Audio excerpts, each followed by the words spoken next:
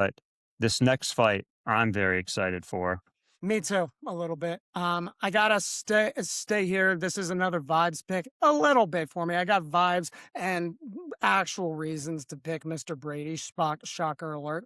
But for the vibe reasons, he was not willing to participate in any of the trash talk that Buckley was throwing his way. He was very much a lot more cool headed at the press conference. He was spent the most time talking about his baby girl, which is adorable.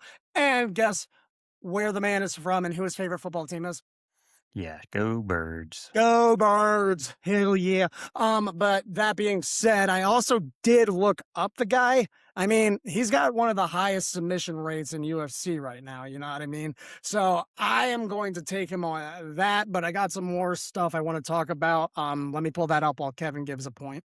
Okay, and so I wrote an intro for this, so I'm just gonna say it, even though it's in the middle of things. On a Saturday night filled with tantalizing stylistic matchups, a gritty grappler from the heart of Philadelphia looks to take the neck off of the ever explosive and always entertaining striker out of St. Louis, Missouri. Sean Brady and Joaquin Buckley are both looking to right the ship following an upset loss in their last bout. They want to let the naysayers know that a 33 and 32 years of age, respectively, the primes of their career beckons. I Okay. think, and for the fans, I absolutely despise the city of Philadelphia, the people, the sports We franchises. don't want you anyway. That's fine. They, and so this is tough because I am, to bury the lead, I am also going with Sean Brady. Um, in his last fight, he got caught by Michael Morales. Before he could implement his game plan, before he could try to get engaged in some grappling. Simple as that. Yep. The game plan is to stop him from taking you down. Way easier said than done. And in Joaquin Buckley's last fight against Usman, he got ragdolled around the cage.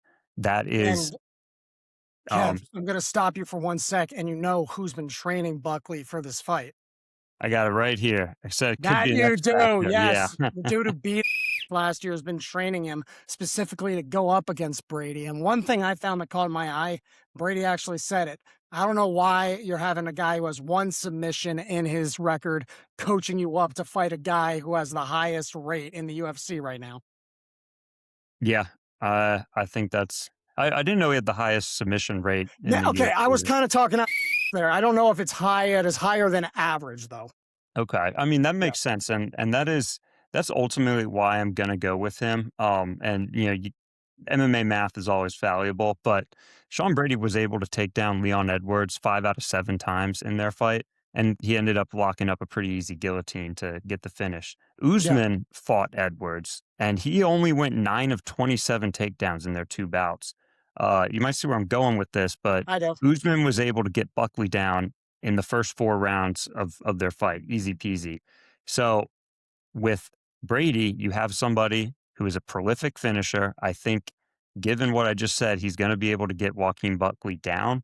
And while Joaquin's never been finished, it could be the first submission loss. That's what I'm going for. The only thing that I will note, in addition to training with Kamaru Usman, Sean Brady's 2 losses came on pay-per-views. This is only his 4th pay-per-view he's fighting on.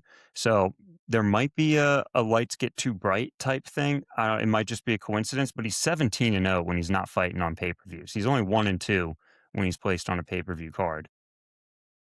Okay.